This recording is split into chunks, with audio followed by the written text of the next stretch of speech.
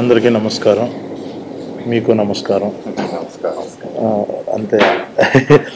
So ఇప్పుడు నేను first of all నన్ను ఇలాగ ఇంటర్వ్యూ అని పిలవంగానే నీకు ఒక విషయం చెప్పాలి, ఒక ట్విస్ట్ ఇస్తా. ఇప్పుడు బేసిక్గా మీది థ్రిల్లర్ కాబట్టి ఒక ట్విస్టులతో ఓపెన్ చేద్దాం.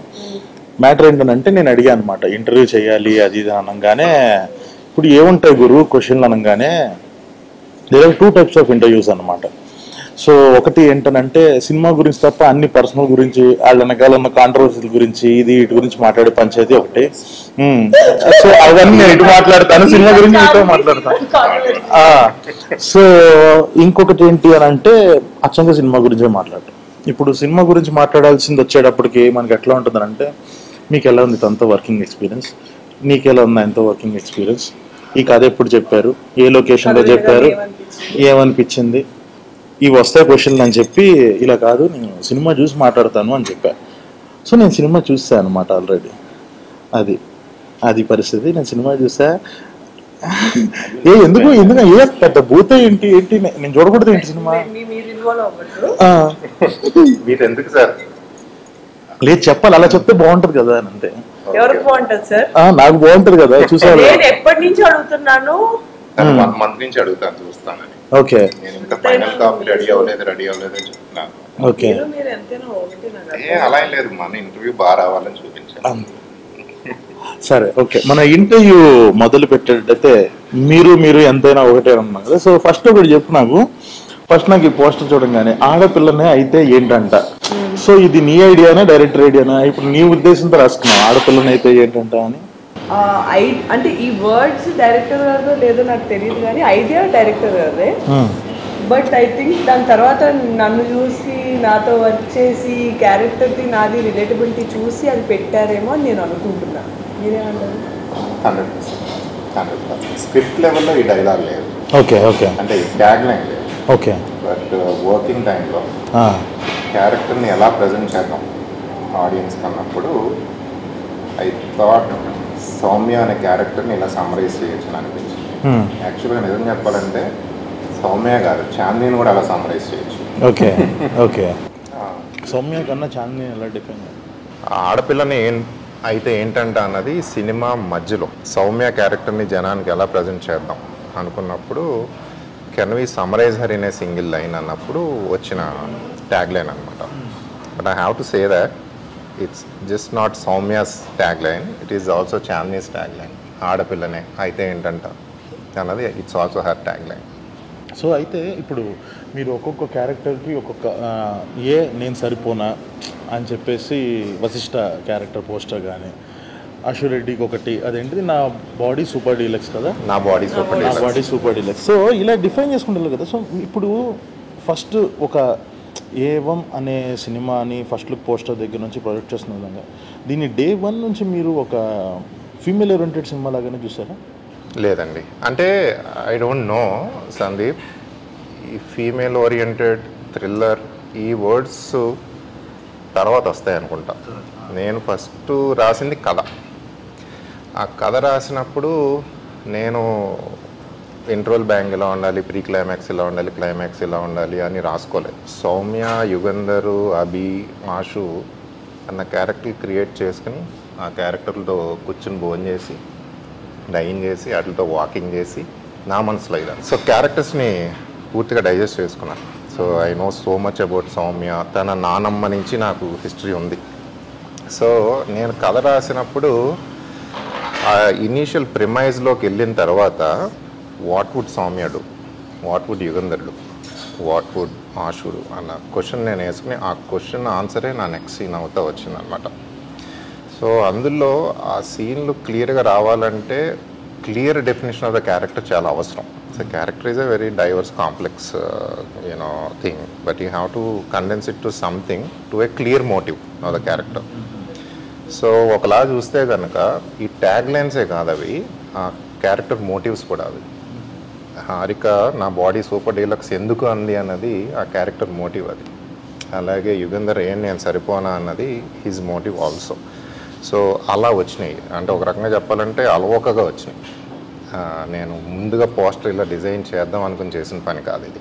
దాని తర్వాత మన బ్రీఫ్లోని ఇట్లోని మార్కెటింగ్ టీమ్స్ ఇట్లో ఉన్నప్పుడు వాళ్ళకి ఇది నచ్చి సార్ ఇలా చేద్దాం అని వాళ్ళు టేకప్ చేసి వాళ్ళ ముందు తీసుకెళ్ళి. సో నీకు వచ్చిన ఆ ఫస్ట్ ఒక మన ఇన్స్టింక్ట్ ఒకటి చెప్తుంది కదా, నువ్వు ఇప్పుడు నాకు మన ఇద్దరికి నెరేషన్ అయిన తర్వాత నువ్వు నాకు దాని నుంచి నువ్వే, సో ప్రతి యాక్టర్కి ఆ కథ విన్న తర్వాత దీని నుంచి నా ఎక్స్పెక్టేషన్స్ ఏంటి, దీని తర్వాత నాదేంటి కెరియర్, నేను ఇప్పుడు ఇలాంటి క్యారెక్టర్ చేస్తున్నా, దీని తర్వాత నాకు ఇలా జరిగితే బాగుండు ఇలాంటిది అని చెప్పేసి నువ్వు దీంట్లోంచి ఏం చూసావు ఈ సినిమాలోంచి ఇప్పుడు నువ్వు చేయడానికి?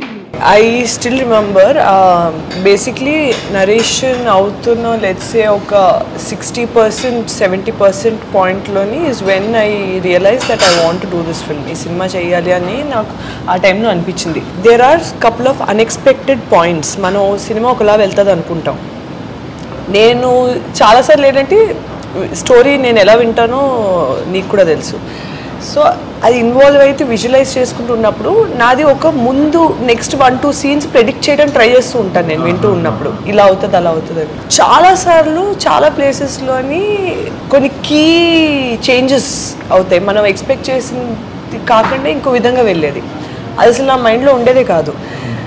అలాంటి అంటే వాటిని ట్విస్ట్ అనాలో అన్ఎక్స్పెక్టెడ్ రెవల్యూషన్స్ అనాలో ఏమన్నాలో తెలియదు, కానీ అవి అయితే జరిగేవి. అది నాకు చాలా ఇంట్రెస్టింగ్గా అనిపించింది. అండ్ ఈ అమ్మాయి క్యారెక్టర్ ఆర్క్ నాకు నచ్చింది. అంటే ఒక ఈగర్నెస్, అమ్మాయి ఒకరిని ఇన్స్పిరేషన్గా తీసుకుని వచ్చి ఎలా అయినా మార్కులు కొట్టేయాలి, ఎలాగైనా నాలో ఇంత సత్తా ఉంది నేను చూపించుకోవాలి, that eagerness to show her capabilities. At the same time తన vulnerability factors, at the same time తను తను అదంతా ఉన్నా బికాస్ తను పెరిగిన వాతావరణం అవ్వచ్చు, లేదా తను షీస్ ఫ్రమ్ వికారాబాద్, అక్కడ తను పెరిగిన వాతావరణంలోని ఇంతవరకే స్కోప్ ఉంది మేబీ ఆ అమ్మాయి పర్సనలీ గ్రో అవ్వడానికి. కానీ అమ్మాయి మైండ్ వైజ్లో చాలా బ్రాడ్, తనకి చాలా ఇది చేయాలి అది చేయాలి ఉంటుంది, చాలా ధైర్యం, కానీ అది తను చూపించుకోలేదు, సైలెన్స్లో ఉంటుంది. ఆ ఇన్నర్ టర్మాయిల్స్ అవి నాకు చాలా నచ్చాయి. సో అది తను how is she breaking it, అంటే లేదు లేదు లేదు అంటున్నా సరే వెళ్ళి చేయాలని ఏమనుకుంటారు అన్నది ఒక తెగింపు వచ్చేస్తుంది, ఒక పాయింట్లో తెగింపు వచ్చేస్తుంది. అవును, అంటే ఆ తర్వాత బికాజ్ సినిమా చూసా కాబట్టి నేను కూడా చెప్పొచ్చు, ఆ ఇన్నోసెన్స్ నుంచి వెళ్తూ వెళ్తూ ఒక పాయింట్ తర్వాత ఏమనిపిస్తుంది అంటే వై ఇలా చేద్దాం, ఇప్పుడు దీని తర్వాత రిపర్కషన్స్ ఏముంటాయి, దానివల్ల ఏమైనా ప్రాబ్లమ్స్ అరైజ్ అవుతాయి, అంత దూరం ఆలోచించదు.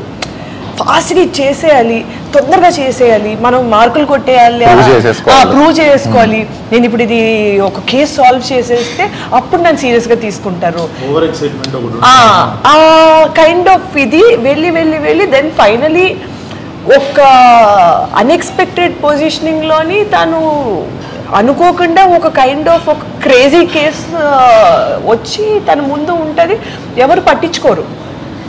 ఈ కేసులో ఇంత సీన్ ఉందనే విషయం ఎవరికి తెలీదు. అది తను she realizes it and then how that becomes big. అంటే అది ఎక్స్పెక్ట్ చేసిన కన్నా కేసు చాలా పెద్దది అవుద్ది ఇన్ టర్మ్స్ ఆఫ్ సివియారిటీ. ఇప్పుడు మనం కొత్తగా ఏ ప్రొఫెషన్లోకి వెళ్ళినా సరే, పోలీస్ అవ్వనివ్వండి లేదా మన ఫీల్డ్ ఏవైనా సరే, ఎలా నడుచుకోవాలి, ఎలా మాట్లాడాలి, ఎలా బిహేవ్ చేయాలి, ఎంత చెప్పాలి ఎంత చెప్పకూడదు, ఎలా చెప్పాలి, ఈ మ్యాజిక్లు గిమ్మిక్లు మనకు తెలియదు. మనం ఎందుకంటే మనకి అవన్నీ ట్రైనింగ్లు ఇవ్వరు కదా, మనకి ఎంతసేపు ఇప్పుడు యాక్టింగ్ ట్రైనింగ్ ఎవరైనా తీసుకుంటే యాక్టింగ్ నేర్పిస్తారు, ఇంటర్వ్యూల్లో ఎలా మాట్లాడాలో, బయట ఎలా నడుచుకోవాలో అవన్నీ గ్రూమింగ్ అదంతా ఉంటుంది, కానీ జనరల్లీ అదంతా ఉండదు. పోలీస్ ట్రైనింగ్లో కూడా ఐఎమ్ గెస్సింగ్, అంటే నాకు కంప్లీట్గా అవగాహన లేదు, బట్ ప్రెస్తో ఎలా మాట్లాడాలి యాజ్ అ పోలీస్, లేదా వీల్ ఎలా హ్యాండిల్ చేయాలి, మన సుపీరియర్స్ని ఎలా హ్యాండిల్ చేయాలి, అవన్నీ నేర్పించరు. ఉండి ఉండి ఆ రాటు తేలిపోవడం వల్ల మా స్లోగా నేర్చుకుంటారు. అదంతా కూడా చూపిస్తారు ఈ సినిమాలో. నాకు ఆ పాయింట్స్ చాలా నచ్చాయి. అంటే you can see an arc. ఇంటర్వ్యూల్లో ఎలా మాట్లాడాలన్నది కూడా మన ఇద్దరికి ఫస్ట్ నేర్పించాలి. అది కూడా ఇప్పుడు నువ్వు నేను ఇంట్లో కూర్చొని క్యాజువల్గా మాట్లాడి మీ ఇద్దరు కంపేర్ టు మీ సీనియర్స్ ఇక్కడ ఇంటర్వ్యూస్ లో, అందుకే కంఫర్టబుల్ గా కూర్చోవడం వల్లే కదా మాకు ఈ ప్రాబ్లమ్స్. నేను కూడా అంతే, ఇలా కూర్చోకుండా మన ఇలా వెనకాల కూర్చొని మాట్లాడినందుకు నాకు చాలా యాటిట్యూడ్ అన్న పేరు వచ్చింది. సో అదే అంటుంది మాత్రం దానికి పిల్లలరా మీరు. సో నాకు ఈ క్యారెక్టర్, ఈ సౌమ్య క్యారెక్టర్ నేను ఎందుకు ఒక ఆ ఫీమేల్ క్యారెక్టర్కి అలా కనెక్ట్ అవ్వటము అది ఏంటి అని అంటే, సో నేను కూడా బయట స్వతహాగా చాలా ఓవర్ ఎక్సైటెడ్గా అయింది. సో ఇది బాగా సుహాసి కానీ ఎస్కేఎన్ గారికి కానీ బాగా నాతో వర్క్ చేసేవాళ్ళకి వీళ్ళందరికీ తెలుసు. ఏంటి అని అంటే ఇలాంటి సిచ్యువేషన్లో ఎలా వస్తుంది అంటే, నేను బాగా ఒక క్యారెక్టర్కి ఎంపథైజ్ ఎందుకు చేసుకోగలిగాను అని అంటే, మనం ఒక కైండ్ ఆఫ్ రూల్ ఒకటి ఉంటుంది, నువ్వు ఇలా వెళ్ళాలి, ఈ టైంలో ఇది చేయాలి, ఈ టైంలో ఇది చేయాలి. నేను ఏదో ప్రూవ్ చేసుకోవాలన్న తపనలో నేను ముందే కొన్నిసార్లు చేసేసినప్పుడు కొన్నిసార్లు ఏమవుతుంది అని అంటే, సో ఒకవేళ అది ఫెయిల్ అయింది, మనం వేసిన స్టెప్ ఫెయిల్ అయింది అని అంటే ఆ ఫెయిల్యూర్ నువ్వు ఒక్కడివే అనుభవించాలి. సక్సెస్ అయిందని అనుకో, ఇప్పుడు ఈ అమ్మాయి వెళ్ళింది, సౌమ్య అనే అమ్మాయి వెళ్ళి తను ఒంటరిగా వెళ్ళి ఒకటి ఏదైనా సాధించింది అనుకో, yes we got a clue అని పోలీస్ డిపార్ట్మెంట్ మొత్తం అంటది, వాళ్ళదని అసలు నేను ఎవడాలమన్నాడు అంటారు. ప్లస్ ఇన్హరెంట్గా తనకున్న ఇంకొక ప్రాబ్లం ఏంటి, ఆడపిల్ల అనేసరికి సరే నువ్వు ఉండమ్మా నేను వెళ్తాను, లేదా నువ్వైతే నువ్వు ఇన్ ఫైల్ సెక్షన్స్ చూసుకో, మర్డర్ కేసు నీకెందుకు, ఈ తనకి ఈ అడ్డంకులు ఉన్నాయి కాబట్టి she's more eager to prove herself. So ఆ చూపించుకోవడానికి ఏంటంటే ప్రోటోకాల్స్ వైలేట్ చేసేస్తుంది సౌమ్య. సో వైలేట్ చేసింది తప్ప ఒప్ప, సినిమా ట్యాగ్లైన్ అది కదా, ఏది తప్పు ఏది ఒప్పు. సో ఏవం అన్న టైటిల్ కూడా అంతే. అసలు ఏంటిది ఏవం అంటే ఏంటి నాకు ఇప్పటికీ అర్థం కాలేదు, ఫస్ట్ ఒకసారి చెప్పండి. ఎందుకంటే నేను నా ఆన్సర్ చేయలేకపోతున్నాను సార్, బయటికి వెళ్తే అవునా? So see why is it called ఏవం? So it does happen. ఆయన ఇట్ డస్ హ్యాపెన్ క్యాప్ అయితే పెట్టుకున్నారు. ఓకే, ఇప్పుడు ఏవం అంటే ఏంటి? సో ఎందుకు ఏవం పెట్టానో చెప్తాను, దాని తర్వాత మీకు ఒక చిన్న ఇంకొక హింట్ కూడా ఇస్తాను, అది ఇంటికి వెళ్ళి ఆలోచించండి.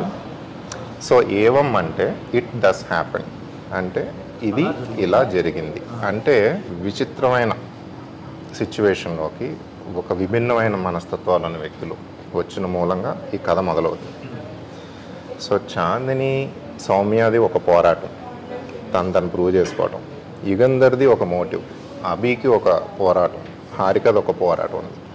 సో ఇందులో జరిగిన సంఘటనలన్నీ వీళ్ళ మూలంగా, వీళ్ళ మోటివ్స్ మూలంగా జరుగుతాయి. సో ఇందులో we touch toxic masculinity, we touch patriarchy, we slightly touch feminism, ఇవన్నీ ఉన్నా కూడా but film is not preachy. Film is a clean entertainer, it's a clean thriller.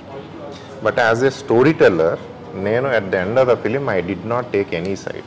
I did not take your side, I did not take Yugandhar side, I did not take Abhi's side. So that is why I said I want the audience to take that side. Cinema చూసిన తర్వాత this is gonna be an entertainer, it's going to entertain you. Your 2 hours are not gonna be wasted, you will be entertain.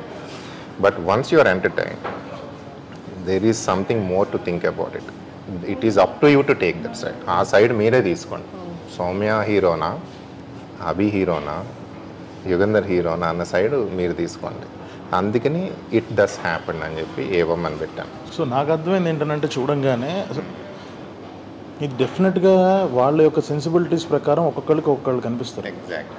ఆడవాళ్ళు చూసినప్పుడు sorry అండి, we did some focus groups Chandni. So మీకన్నా కొంతమంది already చూశారు. Part of you know marketing ఇది. So women చూసినప్పుడు ఈ cinema కంప్లీట్గా డిఫరెంట్ అవుట్కమ్తో బయటకు వస్తారు.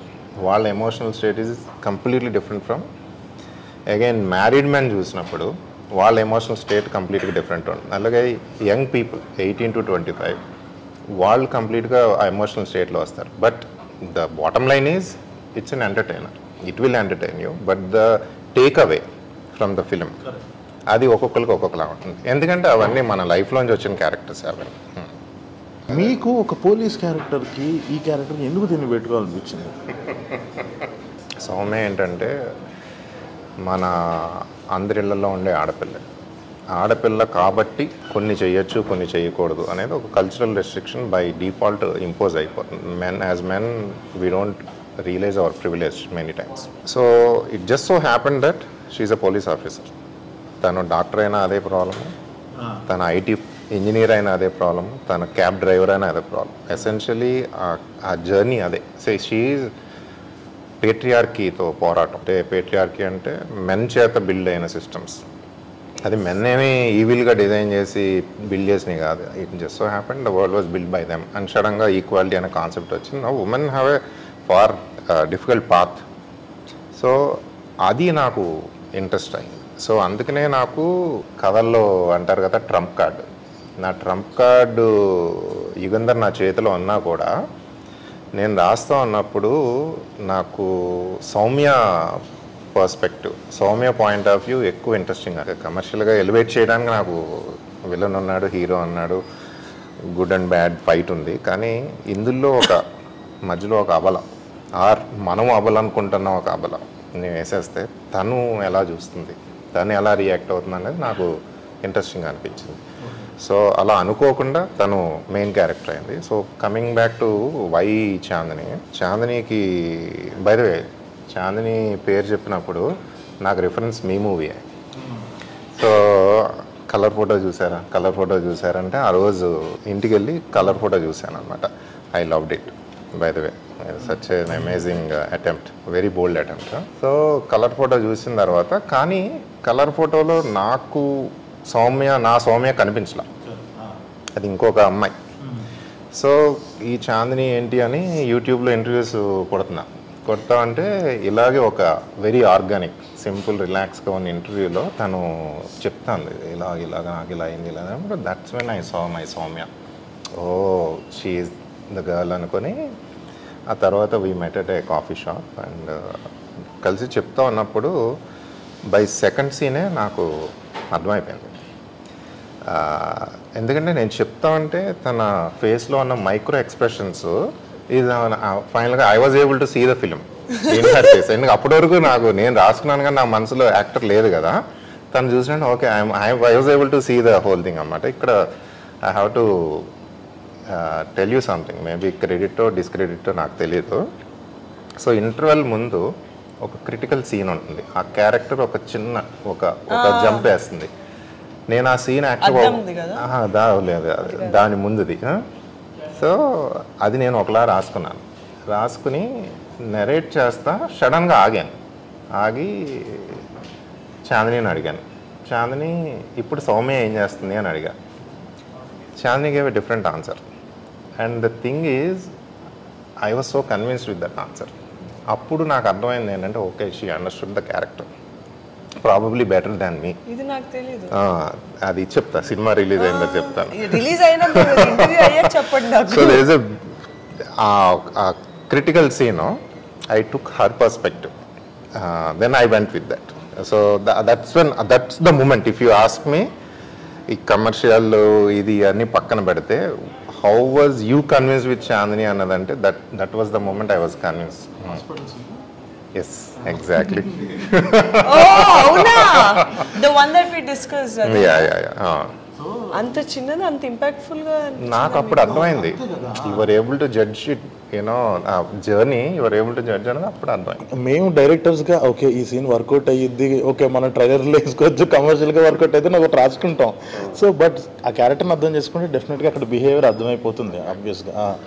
అదొకటి. ఎందుకనంటే ఈమె నెరేషన్లో ఎట్లా ఉంటానంటే, నేను కూడా అంతే, ఫస్ట్ నెరేషన్ ఇచ్చినప్పుడు ఫస్ట్ సీను వాళ్ళ నాన్న డెడ్ బాడీ దగ్గరికి వెళ్ళి ఒక బిహేవియర్ చేస్తుంది కదా, ఈమె ఫస్ట్ ఏంటంటే కళ్ళు డ్యాన్స్ చేయడం స్టార్ట్ చేస్తాయి. ఆ కథలు వినేంతసేపు ఆ మంచి ఎక్స్ప్రెసివ్ వాయిస్ అలా డ్యాన్స్ చేస్తాండి.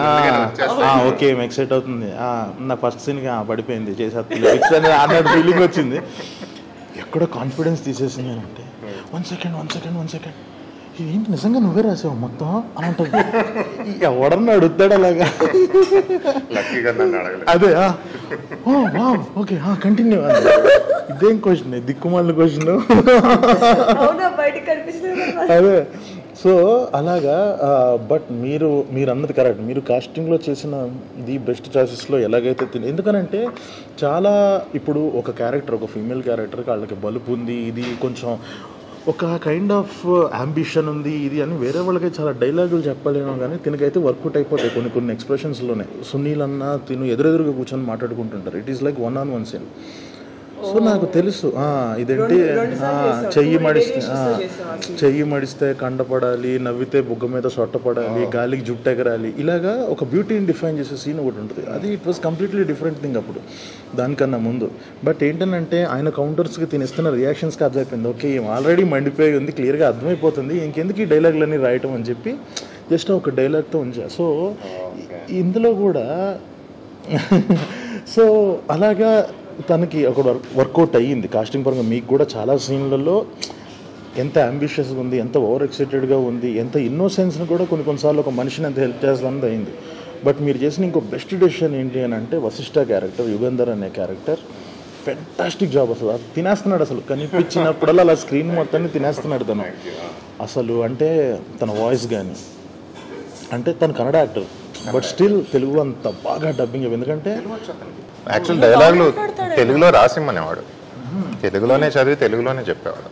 సూపర్ అసలు. అంటే ఆ పవర్ కనిపించింది లాస్ట్లో 1-on-1 పడినప్పుడు, ఒక ప్రొటాగనిస్ట్కి ఒక యాంటాగనిస్ట్కి ఇలా పడినప్పుడు ఇద్దరు పోటీ పడుతున్నారు. 1-on-1 కాన్వర్జేషన్లు ఉంటాయి కదా మీ ఇద్దరికి. సో అది ఉన్నప్పుడు మాత్రం చాలా బాగా ఓకే, ఏదో చిన్న వీళ్ళిద్దరు ఏదో యాక్టింగ్ కాంపిటీషన్ పెట్టుకున్నారు, వీళ్ళిద్దరు ఏదో ఒకళ్ళనొకళ్ళు డామినేట్ చేసుకోవడానికి ట్రై చేస్తున్నారు అన్నది చాలా బాగా కరెక్ట్ చాలా బాగా చేశారు ఇద్దరు. ఇంకొకటి నా పర్స్పెక్టివ్లో ఈ సినిమా గురించి వస్తే ఫస్ట్ నుంచి చూస్తున్నంతసేపు okay okay good good good okay వెళ్తుంది మంచిగానే అవుతుంది, కానీ నాకు ఇంటర్వెల్ చాలా మంచి హై ఇచ్చింది, ఫెంటాస్టిక్ హై అసలు. అంటే నాకు ఓకే నేను దీనికి ప్రిపేర్ అవ్వలే ఓహో అన్న ఫీలింగ్ వచ్చింది. సో నాకు ఇంటర్వెల్ దగ్గర నుంచి నేను చాలా చాలా అంటే ఒక గ్లూ అదేంటి అతుక్కుపోయి కూర్చుంటాము సీట్లు కానీ అంటారు కదా, అలాగా కూర్చొని ఇంకప్పటి నుంచి నాకు సినిమా మీద ఒక పర్స్పెక్టివ్ వచ్చింది. ఓకే మనం ఇక్కడ నుంచి దీనికి ప్రిపేర్ అవ్వాలి సెకండ్ హాఫ్లో అన్న ఫీలింగ్ అయితే వచ్చింది. ఫెంటాస్టిక్ జాబ్ అండి, చాలా బాగా చేశారు. సో సో ఇప్పుడు మీరు చెప్పండి, ఇప్పుడు ఎలాగో ఇంకా రిలీజ్కి రెడీ అవుతుంది కాబట్టి ఇది చిన్న సినిమా అనుకుంటున్నారా పెద్ద సినిమా? మీ కైండ్ ఆఫ్ డెఫినేషన్లో ఒక చిన్న సినిమా అంటే ఏంటి? ఆ జానర్ ఒక రంగా డిఫైన్ చేసి పైకి తీసుకొచ్చిన వన్ ఆఫ్ ద యాక్టర్స్లో చాలానే కాదు. He's talking about small film. Small film ఏంటి ఇప్పుడు దీని పరిస్థితి? సో నిన్ను చాలా మంది క్వశ్చన్ అడుగుతారు కదా, ఏంటి మీరు అన్ని చిన్న సినిమాలు చేస్తున్నారు, మీకు ఎందుకు పెద్ద సినిమా పడట్లేదు, కమర్షియల్ సినిమాస్ ఎందుకు రావట్లేదు? సో ప్రతి ఒక్కళ్ళకి ఇప్పుడు ఒక్కొక్కళ్ళకి ఒక పర్స్పెక్టివ్ ఉంటుంది, చిన్న సినిమా అంటే ఇది, పెద్ద సినిమా అంటే ఇది. అంటే పచ్చిగా చెప్పాలి అని అంటే జనాలందరి దృష్టిలో చిన్న సినిమా అయినా మనకి at that point of time మన అందరికీ కలర్ఫుల్ ఉన్న చాలా పెద్ద సినిమా, కెరీర్లో డిఫైన్ చేసే సినిమా అది. సో నాకు ఒకటి ఉంటుంది, ఒక స్టేట్మెంట్స్ ఇచ్చినా సరే మనకి తెలుసు మనం ఎంత బిలీవ్ చేసాం ఫ్రమ్ డే వన్ అప్పుడు. Correct, exactly. అంటే మనకు వచ్చిన బడ్జెట్స్ కానీ మనకు వచ్చిన కష్టాలు కానీ అసలు అలాంటి వాటితో మనకు అవుట్పుట్ లిటరలీ మా రిజల్ట్స్ అన్ని చూసి ఇంకా నేషనల్ అవార్డ్తో వచ్చిన తర్వాత అట్లీస్ట్ నాకేమనిపించింది అంటే పడ్డ కష్టం అన్నిటికీ దేవుడు చూసి ఇచ్చినట్టు అనిపించింది నాకైతే. ఎందుకనంటే బేసిక్గా ఆ సినిమా వేరే వాళ్ళు చేస్తే ఇంకొంచెం బడ్జెట్లు అలా పెట్టి చేసేవాళ్ళు. ఎందుకనంటే మనందరం ఒక చిన్న షార్ట్ ఫిల్మ్ యూట్యూబ్లో అందరినీ ఫ్రీగా చూస్తారు, బట్ మేము ఏ రోజు అది ఓటీటీగా అన్నట్టు చేయలే, పెద్ద స్క్రీన్ అన్న ఎక్స్పీరియన్స్ అన్నట్టు అది. కానీ so to Chandini I'm jumping the gun here to answer your question Sandeep. చిన్న సినిమానా పెద్ద సినిమానా ఇదంతా రిలీజ్కి ముందు ఉన్న న్యూస్ అండ్ పర్సెప్షన్. ఒక్కసారి థియేటర్లోకి వెళ్ళి కూర్చున్న తర్వాత, ఒక్కసారి క్యారెక్టర్స్కి మనం హుక్ అయిన తర్వాత ఇట్ డజంట్ మ్యాటర్. ఎస్ టెక్నికాలిటీస్లో డిఫరెన్సెస్ ఉంటాయి, కెమెరా కానీ టెక్నిక్ కానీ ఉంటుంది కానీ, but the most important thing is the story and the characters that you can relate to. అంటే చిన్న సినిమా అంటే ఎసెన్షియలీ ఒక passionate people coming together trying to do it against all the odds. So ఆ passion మీకు కనిపిస్తుంది ఫిలింలో and audience తెలియకుండానే కనెక్ట్ అవుతారు. ఇదంతా మన ముందున్న ఇది బడ్జెట్ ఎంత, ఇది ఎంత అయింది, ఎన్ని గంటలు, ఇవన్నీ అయిపోయిన తర్వాత ఒక్కసారి థియేటర్లోకి వెళ్ళి కూర్చున్న తర్వాత ఒక్కసారి క్యారెక్టర్స్ మనకు కనెక్ట్ అయిన తర్వాత none of these matters. Run time ఎంత, ఏ కెమెరాతో తీశారు, ఏ లొకేషన్లో తీశారు, అది నా ఒపీనియన్ అది. But of course there are commercial realities. Budget ఎంత అని ఓటీటీ వాడు అడుగుతాడు, డిస్ట్రిబ్యూటర్ అడుగుతారు, యాక్టర్స్ ఎవరైనా అడుగుతాడు, ఇవన్నీ ఉంటాయి. కానీ all of this goes away once the audience connects to the characters. So I hope, sincerely hope, you guys are the champions of this segment kada. Meer define chesaru literally. Idi chinna cinema pedda cinema annadi pakkan pettesi mind lone. Is this an entertainer? Is this an interesting film? Definitely ga. Ante nenu kuda balanga nammedi enti anante ఇప్పుడు నేను చేసిన అంటే అందరి దృష్టిలో నేను ఒక్క సినిమానే చేసినవాడిని, కానీ నేను ఎన్ని స్క్రిప్ట్ల మీద వర్క్ చేశానో along with too many directors వీళ్ళందరి దాంట్లో నాకు ఈ సినిమా కొట్టిన సిక్సర్ ఏంటంటే చూస్తున్నంతసేపు మనం స్టార్ హీరోస్తో చేసినప్పుడు ఇప్పుడు జనాలు థియేటర్కి ఎందుకు వస్తారు అంటే యాక్టర్స్ని చూడడానికి రారు, వాళ్ళని వాళ్ళు చూసుకోవడానికి వస్తారు. ఓకే, అందరు సినిమాలకు వచ్చేది ఎందుకు, వాళ్ళని వాళ్ళు చూసుకోవడానికి వస్తారు. మనం స్టార్ హీరోస్తో సినిమా చేసాం. నేను రాసుకున్న ఒక గోల్డెన్ రూల్ ఏంటి అని అంటే, స్టార్ హీరోస్తో సినిమా చేసినప్పుడు స్ట్రెంగ్త్స్ని హైలైట్ చేయాలి, కొత్త వాళ్ళతో చేసినప్పుడు ఇన్సెక్యూరిటీస్ని హైలైట్ చేయాలి.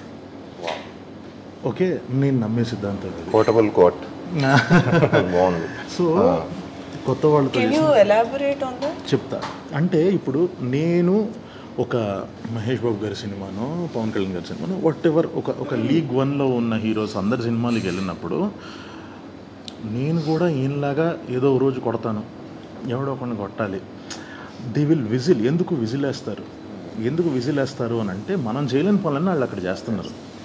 సో వీళ్ళల్లో ఉన్న ఒక 1% ఆఫ్ స్ట్రెంగ్త్ ఒకడు. ఇప్పుడు ఒక పీక్ మూమెంట్స్ అంటే ఏంటి, ఇప్పుడు సినిమాల్లో హీరో మన చిరాకు వస్తుంది జాబ్ అన్నప్పుడు వాడు రిజైన్ చేయడం ఇస్ పీక్ మూమెంట్. ఎందుకంటే నేను చేయలేను రిజైన్, అక్కడ స్టార్ హీరో చేస్తాడు.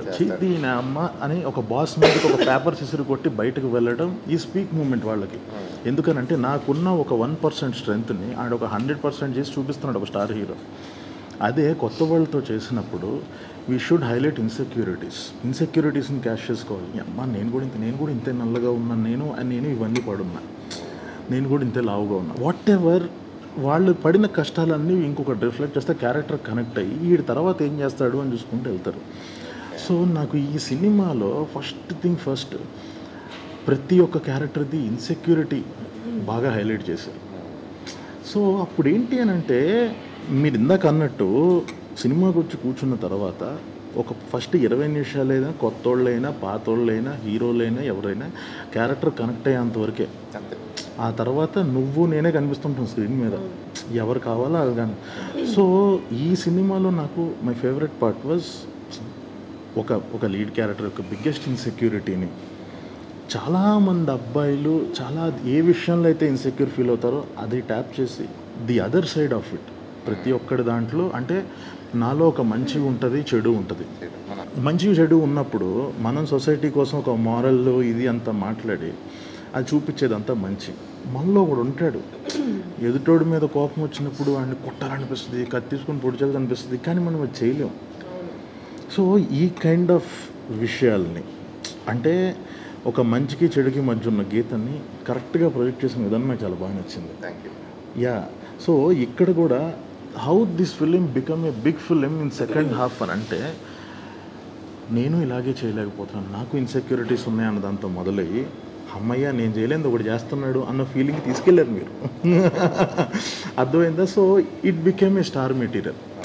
లాస్ట్ మనకి స్టార్ హీరోస్ ఏం చేస్తారు, నేను చేయలేదు ఆడు చేయలేకపోతున్నాను, స్టార్ హీరోస్ చేయాలి. సో లాస్ట్కి నేను చేయలేకపోయేది ఒకటి చేస్తున్నాడు, ఈ క్యారెక్టర్ కూడా నాలంటోడే, కానీ నేను చేయలేకపోతే వీడు చేస్తున్నాడు అన్నది మీరు తెలివిగా చూపించారు. ఓకే, వినటానికి భలే ఉంది. సో చెప్పండి మళ్ళీ ఇది బాగుంది మళ్ళీ చెప్పండి అన్నట్టు. సో అదే అంటున్నా, very well good, thank you. Yeah, so అలాగా ఇట్స్ టూ గుడ్, నాకు అది చాలా బాగా నచ్చింది ఇన్సెక్యూరిటీ. సో ఫైనల్గా నేను ఏంటంటే ఈ పాయింట్లో నేను చెప్పబోయేది ఏంటి అని అంటే, ఒక ఇన్సెక్యూరిటీస్ని మనం చేసిన ప్రతిసారి ఏ రోజు సక్సెస్ వదిలి వెళ్ళింది లేదు. జస్ట్ లైక్ బేబీ, ఇప్పుడు బేబీ చూసినట్టు. సో కలర్ ఫోటోలో కైండ్ ఆఫ్ ఇన్సెక్యూరిటీస్, బేబీలో ఒక ఫైనాన్షియల్ స్టేటస్, ఒక ఆనంద్ లాంటి క్యారెక్టర్ ఒకటి చూసే ఇన్సెక్యూరిటీస్. సో ఇలాగా యంగ్ బ్యాచ్ ఒక ఎదగాలి అనుకునే వాళ్ళు ప్రతిసారి ఇన్సెక్యూరిటీస్ని ట్యాప్ చేసిన ప్రతిసారి ఏ రోజు సక్సెస్ వదిలింది లేదు. సో డెఫినెట్గా దీనికి అది ఎస్ ఇది వర్కౌట్ అవుతుంది అని నేను బలంగా నమ్ముతున్నాను. Thank you so much. Yeah, ఇందాక ఏవం గురించి ఇంకొక హింట్ ఇస్తాను అన్నాను కదా, ఆ హింట్ ఏంటో మర్చిపోయారు. సో ఈ వర్డ్కి ఇంకొక ఆరిజిన్ ఉంది. 4 lines సింబల్, మన ఇండియన్ సింబల్, కాన్స్టిట్యూషన్ సింబల్. కింద ఏమని రాసి ఉంటుంది, సత్యమేవ జయతే ఏవం. సో ఒకసారి అది కూడా I'm just dropping A hint. ఆ మీనింగ్ కూడా సినిమా చూసిన తర్వాత ఆ మీనింగ్ కూడా కనెక్ట్ అవుతుంది. అదే ఎందుకు ఈ సాంస్క్రిట్ శ్లోకాలు ఇవన్నీ మీరు వాడాలనుకున్నారు? అలా అనుకోలేదండి, అనుకోలేదు టు బి ఆనెస్ట్. యాక్చువల్గా సెకండ్ హాఫ్లో ఒక థ్రిల్లింగ్ మూమెంట్ ఉంటుంది.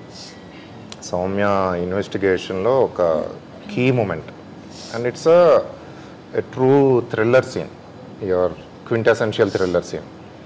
సో మేము ఇది ఎడిట్లో కట్ చేసుకున్నప్పుడు రఫ్ వర్షన్ మేము ఒక ట్రాక్ ఇంటర్నెట్లో తీసుకుని పెట్టుకున్నాం. సో నేను మా మ్యూజిక్ డైరెక్టర్ కీర్తన పెద్ద మార్చొద్దు దీన్ని, కావాలంటే విల్ బై దిస్ ట్రాక్, లేదంటే సిమిలర్ ఇవ్వండి నాకు, ఎందుకంటే అప్పటికి మేము అందరం కన్విన్స్ అయిపోయాం. ఎందుకంటే అప్పటికి 20-30 సార్లు చూసాం అందరం అదే ఆ ట్రాక్తో, దానికి ట్రాక్ కట్ చేసాం కూడా.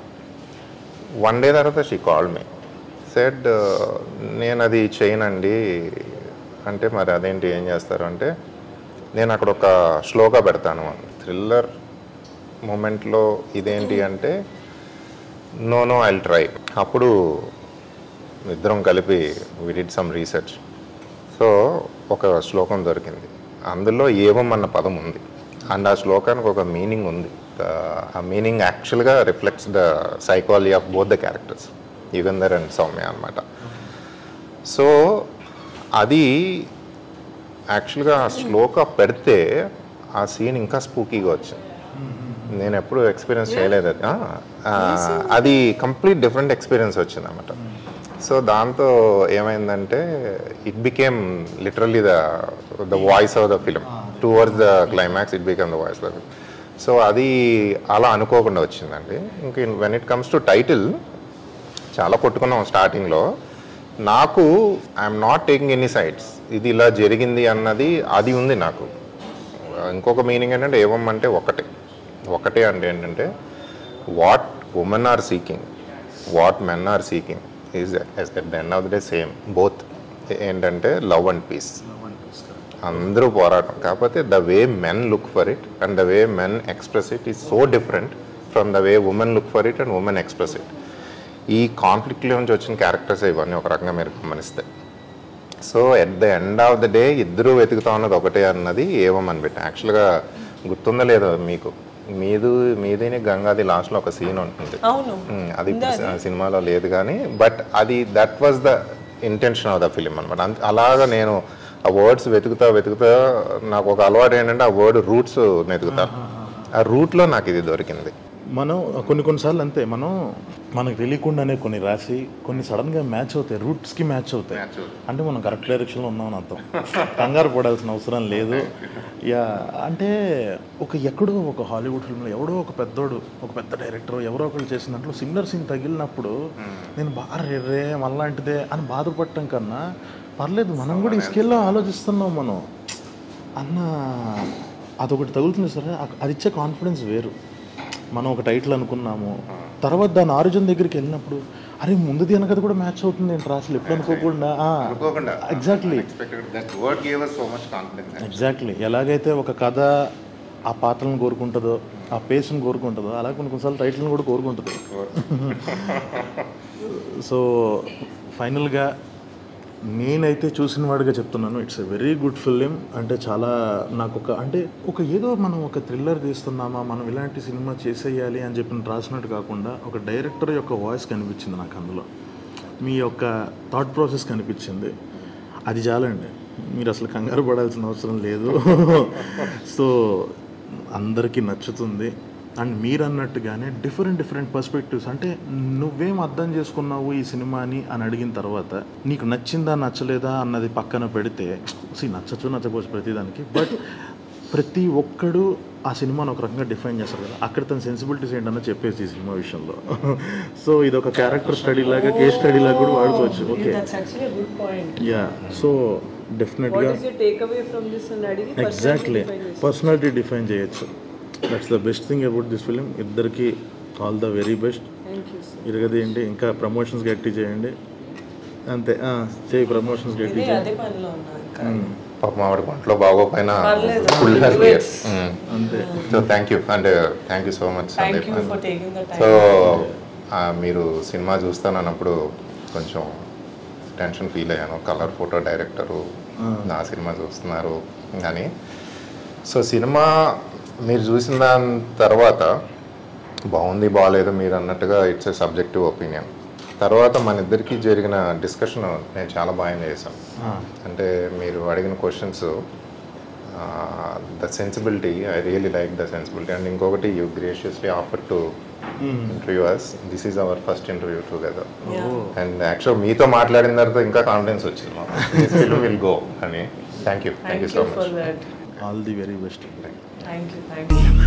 నువ్వు నమ్ముతున్న నిజాలన్నీ నీ చుట్టూ ఉన్న లోకమంతా